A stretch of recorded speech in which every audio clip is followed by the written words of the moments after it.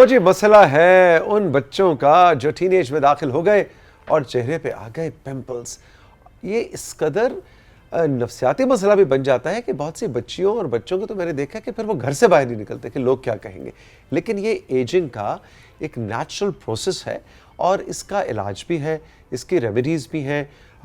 इससे बेहतर क्या हो सकता था कि एक न्यूट्रिशनिस्ट और एक डर्मेटोलॉजिस्ट, स्किन स्पेशलिस्ट का कॉम्बो हमें मिल जाए, जो कि पाकिस्तान टेलीविजन के पास है, डॉक्टर हिना अनीस की सूरत में। डॉक्टर साहब गुड मॉर्निंग, अस्सलाम वालेकुम। वेरी वेरी गुड मॉर्निंग और वालेकुम अस्सलाम। कैसे हैं आप? बिल्कुल ठीक, बिल्कुल ठीक। मसला आपने ऐसा उठाया है कि जो वाकई में बज़ाहिर एक स्किन का मसला है, लेकिन ये साइकोलॉजिकल इशू भी बन जाता है। एग्जैक्टली बन जाता है। और मैं इस पर थोड़ा सा एड ऑन ये करूं कि ये सिर्फ चेहरे पे नहीं होते, ये कमर पर हो जाते हैं, गर्दन पर हो जाता है, इनफैक्ट थाइस पे भी हो जाते हैं। ये 3 जगहों पे मेजरली आ जाते हैं। अब मैं ये भी बताऊंगी थोड़ी देर में कि ये इन जगहों पे आने की कौन कौन सी वजूहात होती हैं।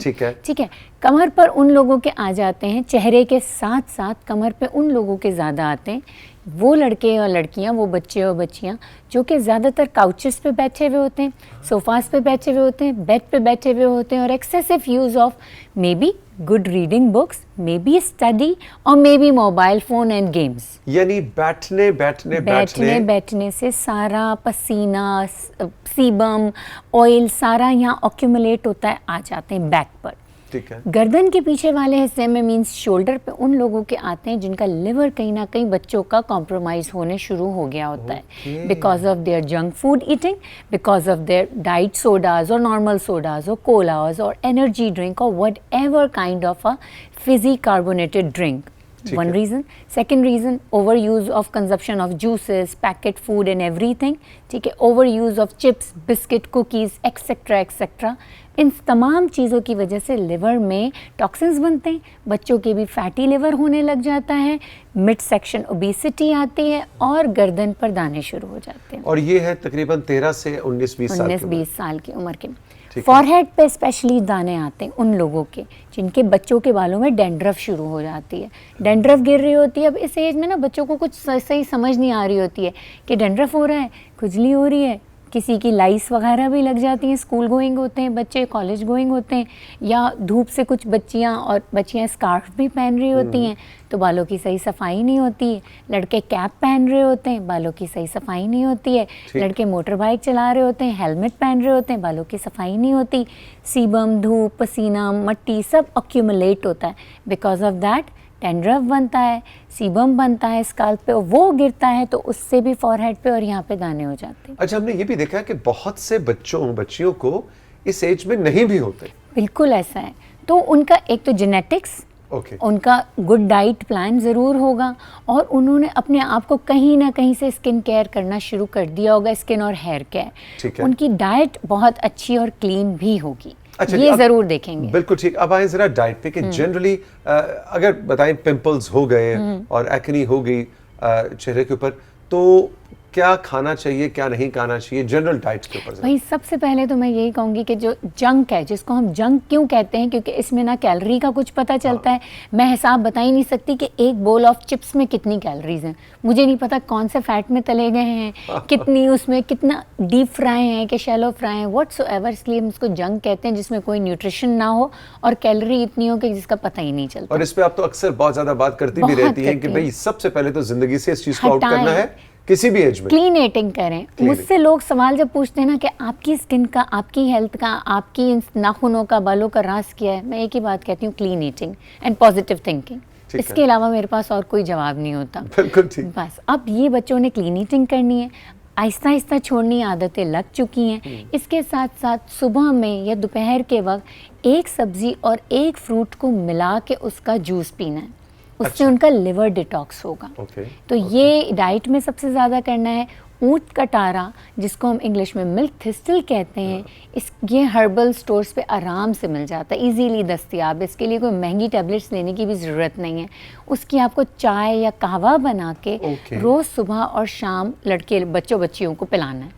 आहिस्ता आहिस्ता जो कमर के दाने हैं जो कि लिवर की वजह से हो रहे हैं, वो ठीक होने शुरू हो जाएंगे। अच्छा, जो चेहरे के पिंपल्स होते हैं खासतौर पे फोरहेड पे, जो टीनेज में आ जाते हैं, उस पे कोई दवा वगैरह लगाने की, क्रीम लगाने की जरूरत है? बिल्कुल ज़रूरत है। सबसे पहले जो फोरहेड पर आते हैं उसके लिए अपने सर की जल्द का इलाज करवाएं। मैंने कहा डेंड्रफ है तो ये चेक करवाएं डॉक्टर के पास जाके कि डेंड्रफ कितनी हद तक हो गई है। हम कुछ मेडिकेटेड शैम्पूज, मेडिकेटेड क्रीम्स ये भी रेकमेंड करते हैं जो कि कॉस्मेटिकल्स की रेंज में आती हैं, तो उससे डेंड्रफ भी ख़त्म हो जाती है। फिर हम हेयर केयर, स्किन केयर और लाइफस्टाइल बच्चों को सिखाते हैं कि भाई अब ये क्रीम तो तुम यूज़ कर रहे हो, इसके बाद भी अगर यही हैबिट्स रहेंगी तो इसने तो दोबारा आ जाने। आपको कोई भी क्रीम आप किसी भी चोट पे लगाते हैं तो वो ठीक हो जाती है ना, लेकिन वहाँ दोबारा चोट लगेगी तो दोबारा से वो ब्लड ब्लीडिंग तो दोबारा चोट नहीं लगनी चाहिए। इसीलिए हम लाइफस्टाइल सिखाते हैं, हम ईटिंग हैबिट्स और आपकी जो डेली रूटीन की हैबिट्स हैं। कोई बच्चे स्पोर्ट्समैन या स्पोर्ट्स गर्ल्स या स्पोर्ट्स बॉय होते हैं तो हम उनका स्केजुअल देखते हैं कि भाई इनकी लाइफ में क्या क्या है और हम कैसे मॉडिफाई कर सकते हैं। आप यकीन कीजिए डॉक्टर साहबा, आपने जो भी बात की ना फिजी ड्रिंक्स की, मैं हैरान हूँ। मेरी फैमिली में मेरा भांजा ही लगता है वो बच्चा, उसको 19-20 साल की उम्र में एडिक्शन हो गई। Exactly. ऑफ कोर्स मैं नाम नहीं लूंगा, एक ब्रांड के मशरूब की। अब आप यकीन कीजिए उस बच्चे को नफ्सियाती मरीज के पास ले जाना पड़ा, उसका बाकायदा साइकियाट्रिक इलाज हुआ। वो कहता था मैं बेबस हूं, अगर वो दिन में 8-10 उसकी बॉटल्स या कैंस ना पिए तो उसको ऐसे लगता था कि मुझे कुछ हो जाएगा। ऐसा है। नशा होता है, बिल्कुल होता है। देखिए शुगर में इतना एडिक्शन है, it's more than cocaine. Sugar का एडिक्शन इतना ज्यादा है, ये किसी भी ड्रग से ज्यादा है, बहुत ज्यादा एडिक्शन है। और इसमें कार्बोनेटेड वाटर मिल जाता है और ज्यादा फूड कलर्स, उनके केमिकल्स और बहुत सारे प्रिजर्वेटिव, तो इसका जो कॉम्बिनेशन बनता है वो किसी भी नशे से बहुत ज्यादा है। मैं आपको एक और भी मिसाल देती हूँ कि जो कार्बोनेटेड ड्रिंक है ये आपकी बॉडी में DHT हार्मोन्स को बढ़ा देते हैं। इस एज में बच्चे आके अपनी बॉडी को मसल बिल्डिंग के लिए प्रोटीन पाउडर्स अलग अलग ब्रांड्स के लेने शुरू कर देते हैं। ये भी इनके बॉडी में DHT हार्मोन बनाता है। DHT हार्मोन जब बनता है तो एक्नी होती है और हेयर फॉल होने शुरू हो जाता है। और ये एक अजीब सी मेंटल ट्रॉमा में बच्चे आ जाते हैं कि अब मैं क्या करूं, जो आपने मुझे कहा था ना, जिसकी वजह से वो घर से निकलना छोड़ देते हैं, जिसकी वजह से वो एक पर्सनैलिटी कॉम्प्रोमाइज़ उनकी हो रही होती है, लोगों से मिलना छोड़ देते हैं। मिलना। मेरे ही अपने जानने वालों में कोई 19 से 20 साल की उम्र का अच्छा जवान लड़का ही हुआ ना, वो बूढ़ा लग रहा है। वो जब आया तो उसकी बॉडी पोस्चर था एक तो यूं करके, उसका पेट निकल रहा है, उसकी एक्नी पूरी रेड, इतना फेयर कलर है उस बच्चे का, रेड एक्नी हुई हुई है, हेयर फॉल हुआ है। सो आई आस्क हिम कि बेटा क्या हुआ आपको? तो कह रहे कुछ नहीं, बस ऐसे ही हो रहा है, बाल भी गिर रहे हैं, एक्नी भी कंट्रोल नहीं हो रही है। खा पी रहा है। जब मैंने उसको उस दावत में खाते पीते देखा, मैंने उसे ऑब्जर्व किया, तो मैंने कहा परेशानी तो सारी मेरे सामने है कि क्या हो रहा है। तो खाना पीना जब तक दुरुस्त नहीं होगा ना, ये जो बात है ना, you are what you eat, सालों से हमने सुनी, लेकिन इसको एप्लीकेबल तो करके देखें, फिर आपको पता चलेगा। बिल्कुल, जो आप खाते हैं वही बन जाते हैं, वही नज़र आते हैं, वही बन जाते हैं। और जो आपकी खाने की सोच, खाना जिस सोच से खाएंगे ना, आपकी सोच भी वैसी बनती रहेगी। अगर आप अपने आप को ऑर्गेनाइज कर लेंगे, अपने स्लीप पैटर्न्स को ऑर्गेनाइज करेंगे, अपने खाने पीने को, पानी को, तो आप देखेंगे आपकी ज़िंदगी बहुत सेटल हो जाएगी। अच्छा, हमने डॉक्टर साहब बुजुर्गों से एक और जुमला भी बहुत सुना, भूख रख के खाना। बिल्कुल। इसकी क्या बायोलॉजिकल, मेडिकल इसकी क्या है डायसेक्शन? बहुत बड़ी रिसर्च हुई हुई है, क्योंकि हमारे जो स्टमक के अंदर 3 स्पेसेस होते हैं, एक एयर के लिए, एक वाटर के लिए, एक फूड के लिए।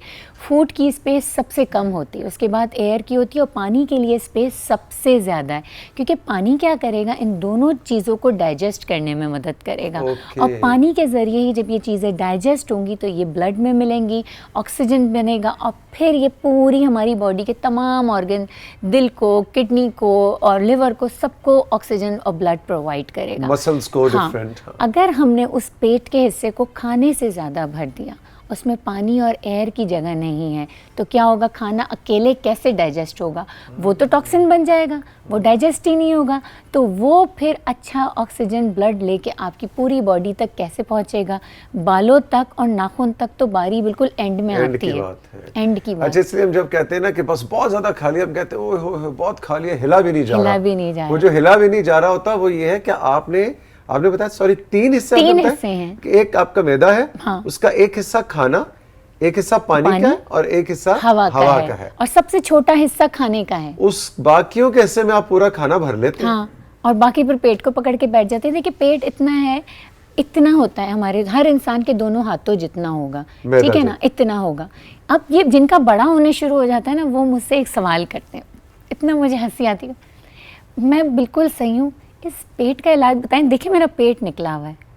मैं कहती हूँ ऐसे ही तो नहीं ना निकला हुआ, या तो इसमें ब्लोटिंग है, गैस है, कोई हर्निया का प्रॉब्लम है, कुछ ना कुछ, या उस पे वर्सिकल फैट की इतनी परतें जम गई हैं कि एक स्किन एक फैट, फिर स्किन फिर फैट, फिर तो ये इसलिए पेट निकला है। और अंदर जो आपका स्टमक जो पाउच है, आपकी मैदे की थैली है, वो इतनी फूल के बड़ी हो रही है, आपने उसका साइज़ बड़ा कर दिया। आप 3 महीने के लिए अपना पोर्शन कंट्रोल कर लें, कम खाना शुरू करें, मैदा आपका सिकुड़ेगा। अच्छा, अब ये बताइए, पानी पहले पीना क्यों जरूरी है खाने से? क्योंकि ये पानी जब हम पीते हैं, और स्पेशली अगर आप नीम गर्म पानी पिएंगे और उसमें चले आपको कुछ भी डालने का नहीं है ना टाइम, आपने नीम गर्म पानी पी लिया, वैसे तो मैं कहूँगी प्रेफरेबली कुछ कतरे नींबू के या कुछ कतरे एप्पल साइडर विनेगर उस पानी में ज़रूर डाल लिया करें। वो पानी क्या करेगा, वो आपके बॉडी में डाइजेस्टिव एंजाइम को प्रोड्यूस कर देगा। और खाने से पहले तो खाने से पहले जब पानी में डाइजेस्टिव मैदे में आपके डाइजेस्टिव एंजाइम प्रोड्यूस यानी बनने शुरू हो गए, आपका मैदा अलर्ट हो गया कि अब मेरे पास खाना आ रहा है, मुझे इसको डाइजेस्ट करना है। ठीक है, अब खाना खाते वक्त जो आयुर्वेदा कहता है कि फूड आपकी बॉडी को हरारत देता है, वो वार्म होता है। अब हम यहाँ पे बहैसियत नेशन क्या करते हैं, खाना खा रहे हैं, पानी पी रहे हैं, बीच में तो थोड़ा सा पानी फिर अलाउड है, खाना खाने के बाद पानी इट्स बिग नो, नहीं पीना चाहिए। अभी मैं बताती हूँ कि आयुर्वेदा कहता है कि फूड आपकी बॉडी को हरारत देता है, तो आग लगी हुई है आपके पेट में। अगर हम इसको साइंटिफिक डायग्राम से देखें तो your stomach is on fire when you are eating. जब आप खाना खा रहे हैं, आपका स्टमक आग प्रोड्यूस कर रहा है, फायर, नेचर ऑफ फायर। आप उसमें पानी डाल रहे हैं, फिर आग हो रही है, पानी डाल अच्छा ना, आग को बुझाना चाहिए। हाँ, नहीं, वो आग से आपका खाना डाइजेस्ट हो रहा है, आप पहले पानी पी लें। ठीक है, और वो जो आपने पहले बात की थी ना, मैं उससे भी उसको लिंक करना चाहूंगा, जब आपने कहा था कि पानी की अपनी जगह है, खाने की अपनी, अगर आप पहले पानी पी लेंगे तो वो अपने थोड़ा सा बैलेंस रहेगा, एक तय जम जाएगी और उसके बाद खाना आप कम खाएंगे। अच्छा डॉक्टर साहब, सेगमेंट अपने इख्तिताम की तरफ बढ़ा, लेकिन जाते जाते एक बहुत बड़ा मसला कि जी हम बच्चों से कहते हैं कि जी दूध पिए मिल्क, कुछ लोग ये भी कहते हैं कि रात को दूध नहीं पीना चाहिए, ऐसे ही है? ऐसा है। अच्छा देखिए, दूध 2 साल की उम्र तक तो इट्स गुड, क्योंकि बच्चा सही खा पी नहीं रहा। 2 साल के बाद बच्चों को तमाम चीज़ें खाने की खिलाएं। सिर्फ दूध में ही कैल्शियम नहीं है, क्योंकि इस वक्त दूध पे इतनी रिसर्च हो रही है। एक दिन ये कहा जाता है डब्बे का दूध अच्छा है, दूसरे दिन ये कहा जाता है खुला दूध अच्छा है। हम तो खुद परेशान हो गए इतनी रिसर्च दे के। दूध में एक्चुअली क्या होता है, जो एनिमल हार्मोन आ जाता है खुले दूध में स्पेशली, तो वो क्या कर रहा है कि वो हार्मोन्स चेंज बॉडी में हो रहे हैं, तो बहुत ज़्यादा रैपिड चेंजेस हो रहे हैं। दूध के लैक्टोज लोगों को इंटॉलरेंट होते हैं। हमारे यहाँ टेस्ट करवाने का रिवाज ही नहीं है कि हम टेस्ट करवा के देखें कि हम लैक्टोज से टॉलरेंट हैं कि नहीं। तो अगर दूध बच्चा नहीं पीता या रात या दिन का भी कोई एज सच प्रॉब्लम नहीं है, आप दूध की जगह अंडे दें। अंडे की सफ़ेदी में अच्छा कैल्शियम होता है। दूध से बेहतर चीज़ दही है। दिन के वक्त बच्चों को दही खिलाने की आदत डालें। दही में प्रोबायोटिक है जो कि डाइजेस्ट हो जाते हैं, दूध आसानी से डाइजेस्ट नहीं होता। मुझे तो पिछले 1 साल से ना दही का ऐसे चस्का पड़ गया है, मैं खाना दही के बगैर खा ही नहीं सकता। दही होनी चाहिए। और अगर जिनको लैक्टोज का प्रॉब्लम है, दही से भी होगा, तो वो दही का पानी निकाल दें, छन्नी में दही को 2 घंटे के लिए रख दें, सारा पानी निकल जाएगा, लैक्टोज निकल जाएगा और आपको दही का प्रोटीन मिल जाएगा। तो दही को इस तरीके से इस्तेमाल करें। डॉक्टर साहब थैंक यू वेरी मच। आज का तो जो डोज था वो काफ़ी ज़्यादा था, काफ़ी ज़्यादा इन्फॉर्मेशन। और मेरे लिए आज का टेक अवे डॉक्टर हिना के सेशन से है कि जी आपके मैदे की थैली जो है, पहली बात है वो इतनी होती है जितने आपके दोनों हाथ। यार डॉक्टर साहब, अच्छा थोड़ा सा ऐसे कर ले, इतना थोड़ा सा कर लूं, थोड़े से प्लीज इजाजत दे दें, क्योंकि वो जब अगर निहारी अच्छी बनी हुई होगी तो वो इतनी सी निहारी से मेरा गुजारा नहीं होगा। वो कम से कम मेरी once in a blue moon, रोज आदत ना डालें। मेरी 3 थैलियां जो है मुझे चाहिए होंगी इसके लिए। But thank you very much. और ये भी एक टेक अवे था, और एक और टेक अवे ये था कि एक मैदे के अंदर पानी की अलग जगह और हवा की छोड़नी चाहिए, खाने से पूरा उसको फिल नहीं करना चाहिए। All the best, always a pleasure, thank you very much.